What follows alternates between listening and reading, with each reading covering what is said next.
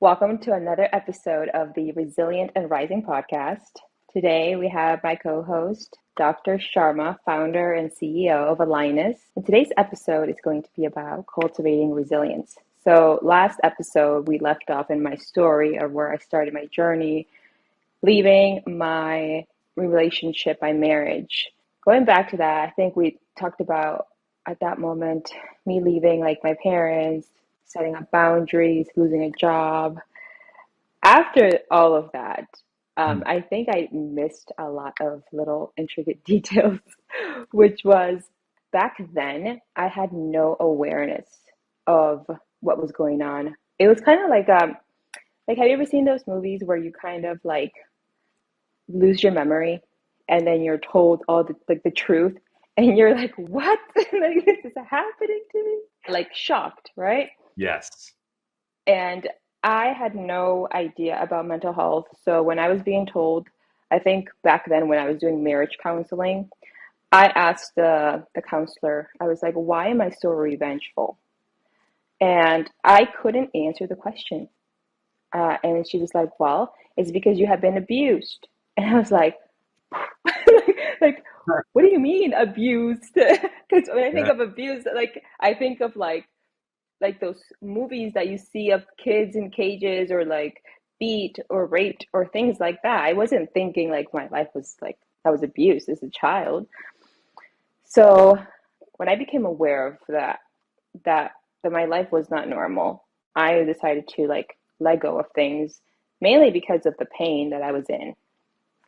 And there was a moment where I needed to like decide, do I continue to live this way or do I make a change? But consciously, I don't know if it was my subconscious or my consciousness, but I was just like, I couldn't think straight. I didn't know what was reality and what was not real because I had developed so much anxiety and panic attacks that I didn't know that that was like not normal. I knew that something was wrong with me.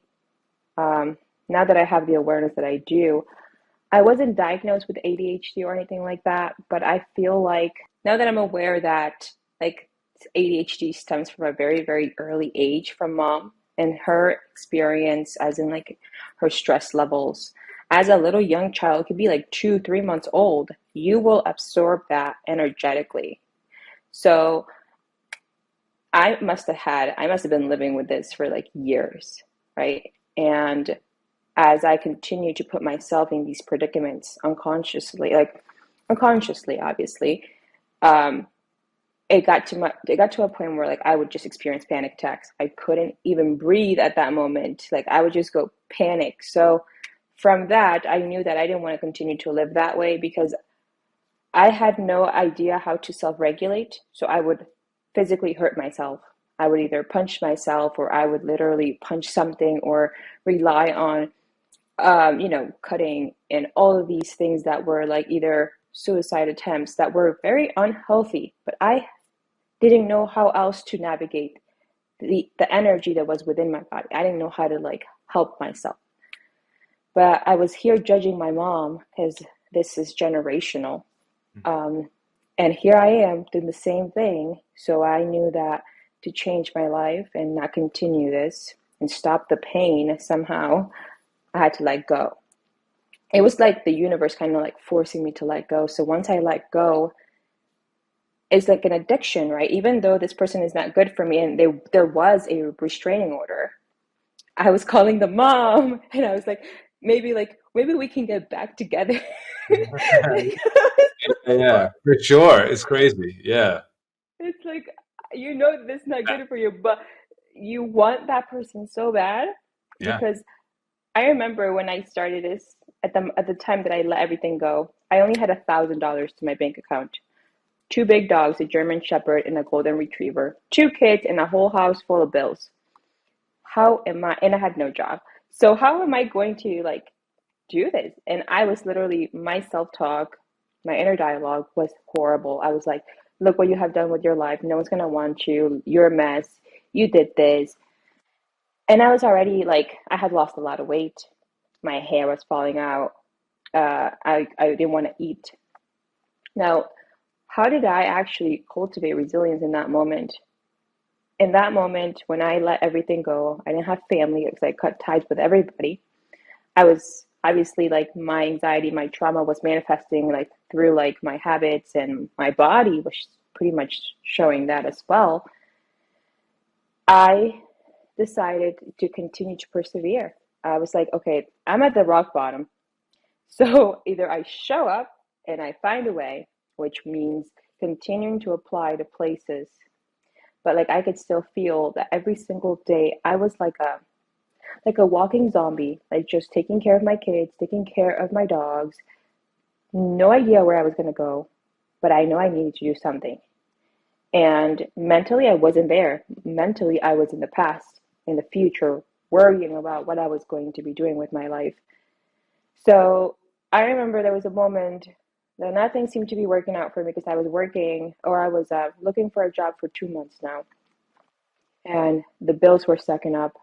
I was freaking out. So I went to the basement one day after my kids go to bed at like 7, and the fact that I would just walk around my house and just be around the living room would trigger me, because I would be like majority of people, I think, before they wake up, before like once they're in the matrix, what do we do after work? We just lay on the couch, watch TV Yeah. with our partner. That's all we do. And that's what I would do with my partner at the time. Like, oh my God, there was so many great memories here on the couch watching TV. Yeah. So Yeah. just thinking and passing by was like triggering. So I would Yeah. go in the basement, and I remember at the time I was very lean on like my relationship with God, because like when somebody is going through a lot, what do? God, please forgive Yeah. me. Yeah, yeah, for sure, for sure. It's right away. We blame God or we like ask for God for help. Those are the main times. It's so that funny. was that was me. I literally went on like my knees. I was like to this imaginary person, God. I was Exactly. like, Exactly. please, Yeah. please forgive me. I am so sorry. I need your help. I can't do this alone. So I kid you not, a day after I did that, I humbled myself because I was literally like just self sabotaging my life. I get a call, and the girl was like, oh, I'm really interested in your resume as an accountant, and I want to interview you for this company in Boston that is called Resilient or Resilience. And I was just like, I had no idea what the word meant at the time. I was just like, oh my God, thank you so much. So I I was really happy because it was a stay-at-home job, like remote, and I really needed that because I didn't want my kids to be in a daycare. Once I didn't even have money for it, and I wanted to be home.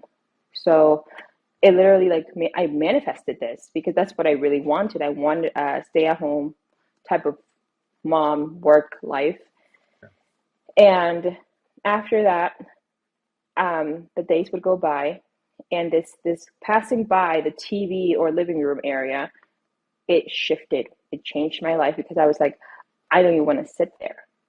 I don't even want to watch TV anymore because the pain of this person.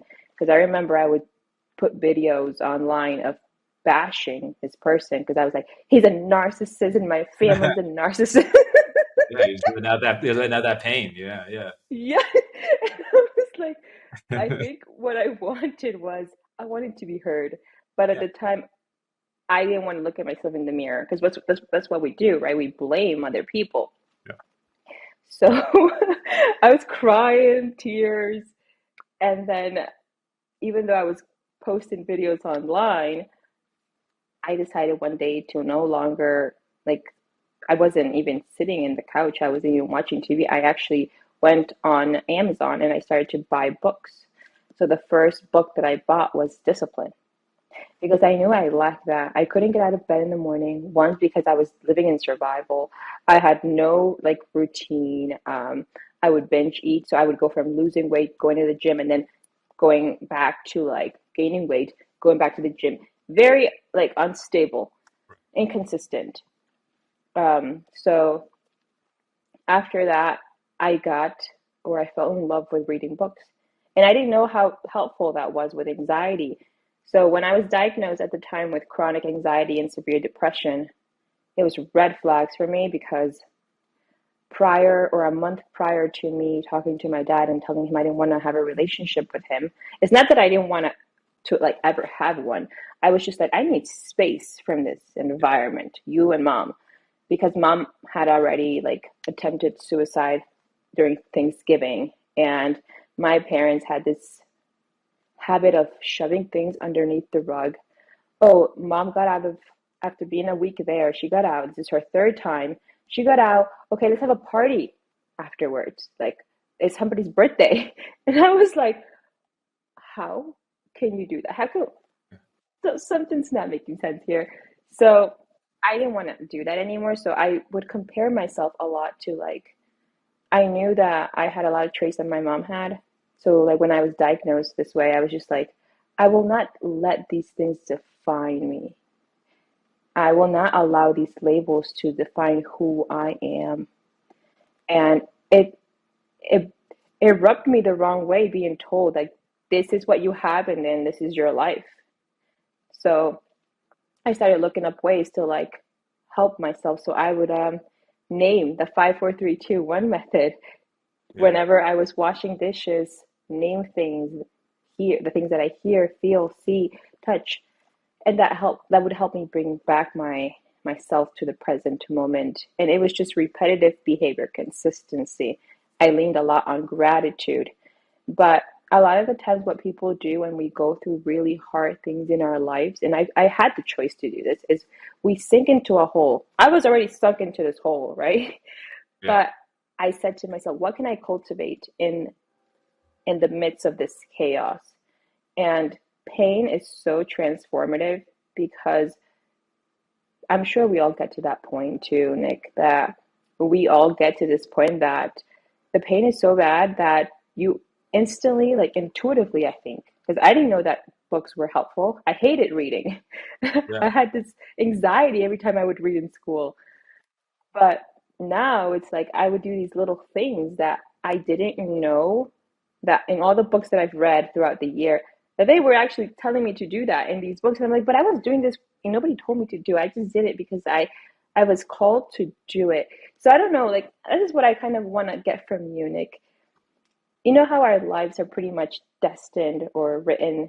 Yep. If I didn't read books, if I didn't know anything that I know now from all the knowledge that I've gained intellectually through videos, podcasts, books, but I was doing all of this just by listening to myself. There must have been some type of like, wisdom or intelligence within me to know that this is what I was meant to be doing and this was part of the journey, right? Like when I think about it, there's like it's cool to kind of like look at it that way. What do you think? Yeah, no, I mean, I think you said so many great gems there, and I wanted to first start off by, talking about, resiliency and the journey that you went through. And the first thing you said was that you let go, and I Mm, think, that really started your resilient journey. Because oftentimes, we are programmed and conditioned through society, through our parents, to be a certain way. And, we sometimes feel a sense of entitlement and why mm, things aren't happening as fast as they should, or the way that I was told that they were going to happen. And building resiliency is something that's exactly what it is. You have to build it. It is a learned habit. It's not like when a baby is born, they have any kind of resiliency, they certainly don't. And it's over time that resiliency starts building. And what I've noticed is that, people who start going through obstacles in life, at a younger age, they tend to end up being resilient at, a much younger age because of those obstacles and challenges that they went through. And so, when I got to 40 years old, yes, I certainly consider myself being a resilient individual, but, I felt like there was still another leap that I needed to take. And because of all the things that were going on in my life, whether it was my dad being really sick, my partners, leaving me behind in the business I was in, failed relationships, you name it. I, was, beginning to spiral at that time. And then I, crashed and burned, kind of like you did. And what I did, I had to let go, So I think that's like one of the main things that people should understand is that letting go allows you to free up energy and then allows you to take a step back. You're kind of like calling back some of that energy because when you're trying to control things, that takes energy to do, And so when you are beginning to let go and you're letting things evolve, as they maybe should, and try to get yourself into a flow state, it's a very powerful tool. Something that, when you're in the midst of things and then when you're in the midst of a big challenge or obstacle that's occurring, sometimes like you said, it's addictive to like stay attached to that like toxicity or that challenge. It's like we're so used to being around that. But if you're able to let go, that's like the first step. But then when you do that, then you can look at that obstacle and challenge with a bigger mindset and a different mindset.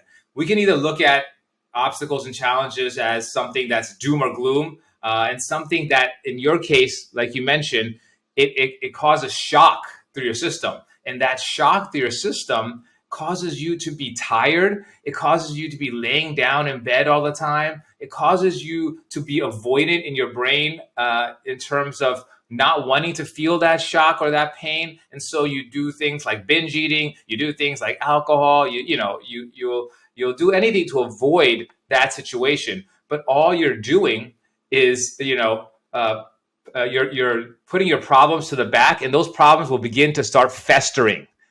So it's important to first recognize like, hey, let me let go.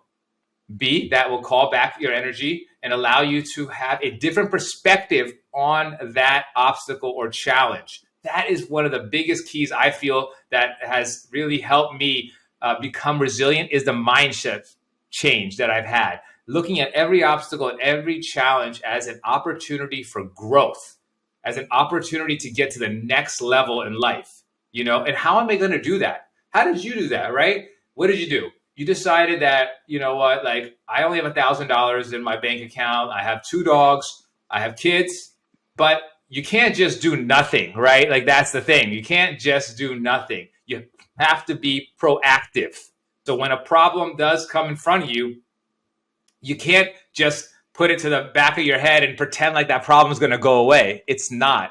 What that's going to do is just cause more and more problems to start entering your life. And then that spiral gets, quicker and quicker, and you're circling down the drain before you know it, right? So it's important that you shift your mindset, but then you do something about it. In your case, you sent out a resume and you manifested as being a stay-at-home mom, which is because now you're getting income, and then at the same time you're able to be around your family and friends. So that's extremely important. And then what else did you start doing? You started protecting your energy. You started putting up these boundaries, with like your family, anyone that was like toxic, and you're just cultivating this beautiful circle around yourself, right? And that is now allowing you to build your foundation, which is where resiliency comes from. It comes Yeah. from this like strong foundation, which is what we didn't have before. We had a very leaky foundation, growing up, that was built on egos, that was built on what society had deemed that was good for us. And we really realized that it didn't work, but we were in our ego and we just tried to force it to work. Like, we were forcing it because otherwise we would feel guilty and shameful if we quit. Right? Like, and so I think it's important. Like, I just putting together your beautiful story, and those are some of the key highlights that I had noticed from it. And what was really important, is that you just protected that boundary. You protected yourself by putting these boundaries on yourself. So I think it's extremely amazing the way that you have come from where you have. And it's taken time. And that's what people need to really understand is that, you know what? This isn't going to happen overnight, but the other key part about this is staying in the moment. Like you said, you have to be present. You can't be worrying about what has happened in the past because what does that do? That takes energy to do that. It causes you to go back into that lower vibrational state, which is guilt, shame, anger, rage. And if you focus your attention on those emotions, the universe is going to bring you more of that. So what does it mean that when you're in that vibration? Oh man, I really hate my ex-boyfriend. Let me go like send him some really nasty text messages. And then what? That emotion starts getting more and more heightened. So it's important for us to shift that mindset to the present moment. You can't worry about the future. When you had $1,000 in your bank account, you know how strong you had to be like, okay, I can't worry about next week and how I'm going to pay that bill. I need to focus on right now. What can I do in this moment? And what did you do? You send out a resume and you look for a job. And you know what? The universe answered you back. And you also did a prayer. And you know what I love about prayers? And I wasn't really a big prayer person before. Let me let you, I was not big into religion. I was just kind of superficially into it. But the thing I realized about prayer, when you're praying to God, what's actually happening? You are really coming into the present moment. You are centering yourself. You are like listening to what your mind is telling you at that moment. You are asking yourself, please forgive me. Please forgive me. That's really powerful. Please forgive me. And your higher self literally, forgave you. You felt some calm there. And then you let go and you were like, all right, let's do something about it. So yeah, I love that. You dropped some gems, and I have so many of like little things that I want to add because of the story that you kind of like touched the highlights of it that I didn't even say. But before I say that, we're going to take this moment for you to follow Awaken Your Resilience on Spotify and YouTube, and Align Us on Spotify, YouTube, and now you have Apple, right? And Yep. iTunes. Yep. So take the time, and if Yeah. you have any questions, drop them down below and we will answer them. Now, going back to what you said, the gems that you dropped were you said I was protecting myself. And I kid you not, Nick, like $1,000, that was just so scary to me because all of my bills were more than like with my ex and we were not even making it. So imagine $1,000, no job. It was like the beginning of that. I cried a lot, and I was still living in survival, but I was still doing something. I was Mhm. trying to be intentional. I was probably applying to 30 places a day. I was not only working that job, but I was also working 2 to 3 jobs as offering my services. I was calling like my dad's contractors that he had. I was like, so I'm an accountant. So if you need services, here I am. Like, I was like, just, or people like, do you know somebody that's looking for like a part-time job? I didn't want to leave my house, but I knew that I had some skills from college that I can pretty much use to get some extra cash. So I was literally like doing the best that I could to provide for my kids because I had made this choice. Now, there was this lingering thought there. My parents have a business. They have money. I come from money. Um, we started off like obviously they started off their business. I grew up very poor in Peru, but they taught me a beautiful thing, which is always wanting better and better for myself, growing. Now, I was in um, this shithole, if I can say that here, but I was in this yucky point in my life that there was this thought, maybe I can go back and apologize to my mom and dad so I can get their support and help. But then there was this part of me, and I think it was my shadow self, like, you are not doing that because you're not going to disrespect yourself. Why are you going to apologize for something that you didn't do nothing? Like, you didn't do anything wrong. You were standing up for what you believed in. And that was the first time ever that I stood up for myself because I was a very shy girl. I was even like when I was with my ex, I couldn't even speak up and say, like, I don't like you speaking to me this way, or even people in public. I would just kind of bow down. And I think that's something that I carry since I was a little girl, a lot of shame. So standing up for what I believed in, which was my value to actually respect myself, was a big thing that life taught me. Not my parents, because I never had boundaries as a little girl.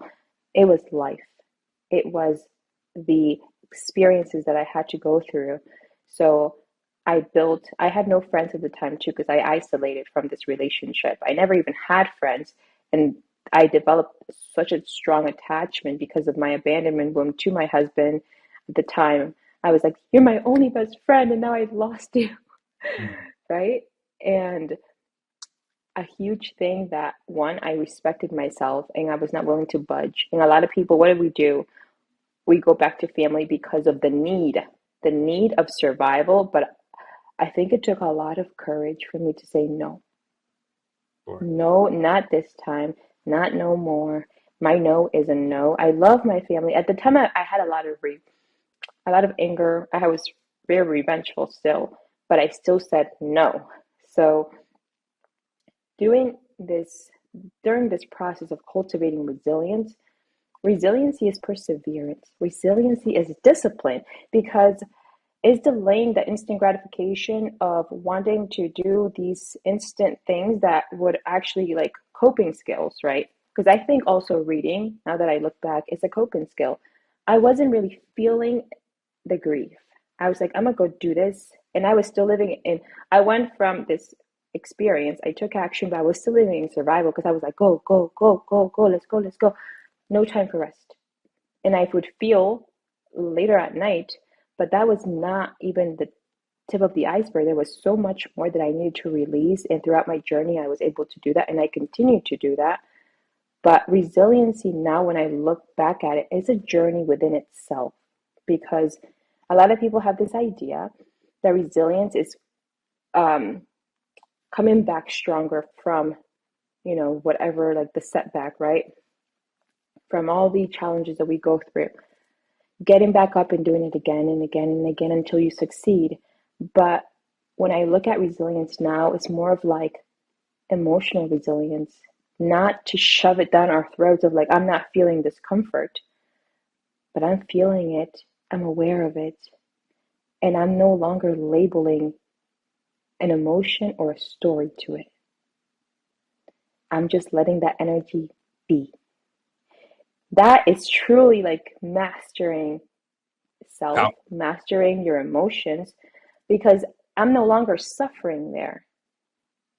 I'm Yeah. just allowing the energy to be present. And that takes a lot of work, self regulation, and not feeding into the stories and the thoughts, just being curious. And that's a lot of like something that I've learned. And as a coach, too, somatic awareness. Where do I feel it?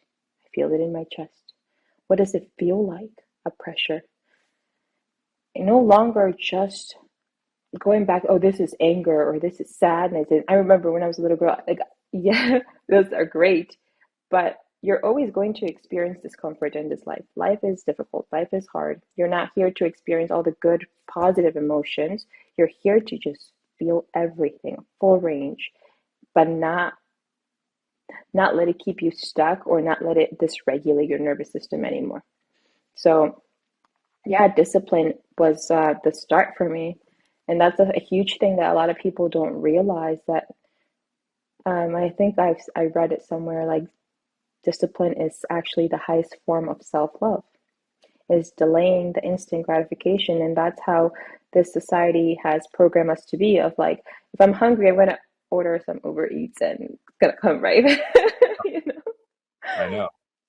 I think what you said was really powerful. It's the power lies in allowing yourself to absorb the emotion that is coming within you, and then sitting with that and then allowing it to, pass, and not, being able to react to what that emotion or challenge that just was brought in front of you. And that takes time. Like you said, that is something that it takes years to cultivate that kind of regulation. And, what you said also is that was really important was that once you understand that life isn't always fair, you know, life is going to be very tough. It gives you at least a start that, what, there's going to be challenges in this life, and if you've somehow gone through life up until this point, and you haven't really faced any challenges, they will come. No one knows when they're going to happen, but they will certainly come. And it's about being prepared for when those times do come. It's about understanding these tools and techniques. It's regulating your CNS system. Just recently, I'm going through a massive change. I'm changing my career from being a physician to a entrepreneur, and finances are a big deal. And so I recently had a lull in my financial input that I was supposed to get from a certain company, and I remember receiving the call about 2 weeks ago saying we're going to have to cut these funds off. And now imagine, someone who's relying on these funds, all of a sudden they're cut off. Immediately, it did give me a little bit of a shock because, finances are a big deal to individuals. We can't survive in this world without any money. But in the past, that same phone call would have caused me to go into complete shock. Then I would be paralyzed and want to lay in bed.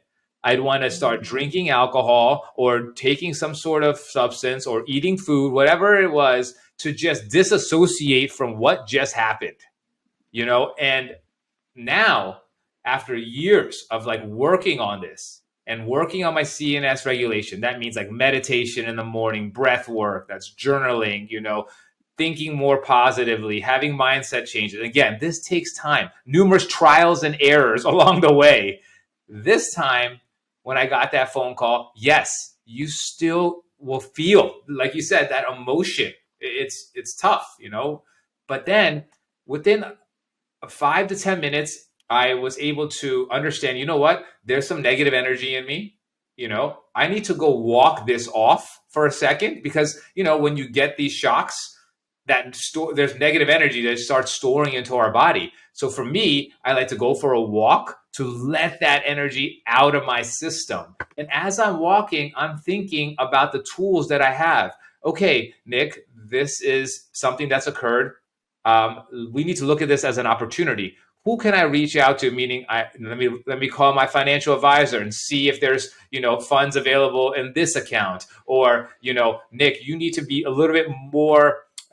You need to be a little more mindful about the money that I am spending. Can I cut back in a certain area or not? Right? These are things that I could never have done in the past, but it is something I'm now able to cultivate and do. And you know what? I was able to get some finances and be able to move forward. And it's about being centered, and it's about having that CNS regulation, keeping that positive mindset and mind frame, and keep moving forward. And that just takes time. So I just wanted to mention that. So this is such a beautiful topic. This is such a, something that we all are going through different struggles. It's just about how we look at those struggles and some tools that we can use to help us move forward. I love that you said that. Now my mindset has shifted because what you felt in that moment, what we feel when things don't work out, is fear. Mm-hmm. And in that moment, I back then would have freaked out. Now, do I still feel fear? Yes. But when things seem to fall apart, I'm just like, oh, that's just God, the universe, taking off what's not in alignment or not serving me anymore to bring in something better. And I get excited and I'm like, oh my God, there has to be something there for me. Yeah, Because it's always better than what you lost. It's for sure. not negative. So I feel it. I allow myself to feel it. And everybody has a different relationship with their body when it comes to self-regulation.